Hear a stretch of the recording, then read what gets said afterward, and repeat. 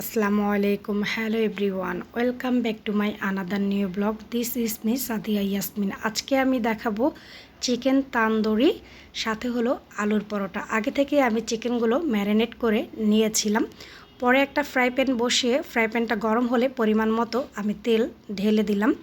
রাঁধুনির একটা চিকেন তান্দুরি মশলা কিনে আর সাথে ছিল টক দই, কিছু মশলা আমি অ্যাড করেছি, এগুলো দিয়ে ভালোভাবে ম্যারিনেট করে নিয়েছি। ভিডিও করতে ভুলে গিয়েছিলাম, তাই আর মাখানোটা দেখানো হয়নি।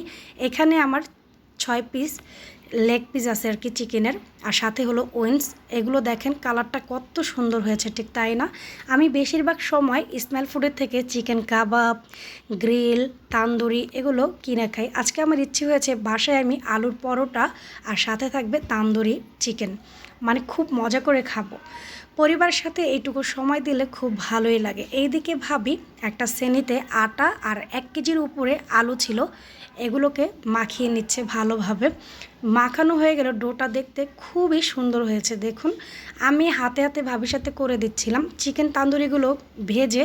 এখন আমি পরোটা মানে রুটিগুলো বেলে দিচ্ছি, ভাবি ঘি দিয়ে ভেজে নিচ্ছে।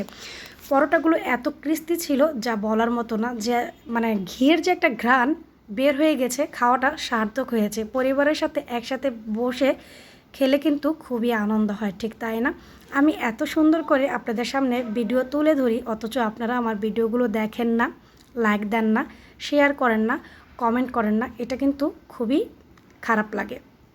আমার কিন্তু ইউটিউবে 6600+ সাবস্ক্রাইবার আছে, অথচ আমার ভিডিও দেখে না। তাহলে এই সাবস্ক্রাইবার দিয়ে আমার কি হবে, ঠিক তাই না? আমার ফেসবুক পেজে কিন্তু 360 জন মানে পরিবার আছে। আপনারা যদি আমার ভিডিও না দেখেন তাহলে এই পেজে লাইক ফলো দিয়ে লাভ কি? আপনারা নিজেরা একটু বলুন তো, আমি কি ভিডিওগুলো খারাপ করি? যদি খারাপ করি অবশ্যই আপনারা আমার ভুল ধরিয়ে দেন। ভালো থাকবেন, সুস্থ থাকবেন। আজকের মতো এতটুকু। আসসালামু আলাইকুম, আল্লাহ হাফেজ।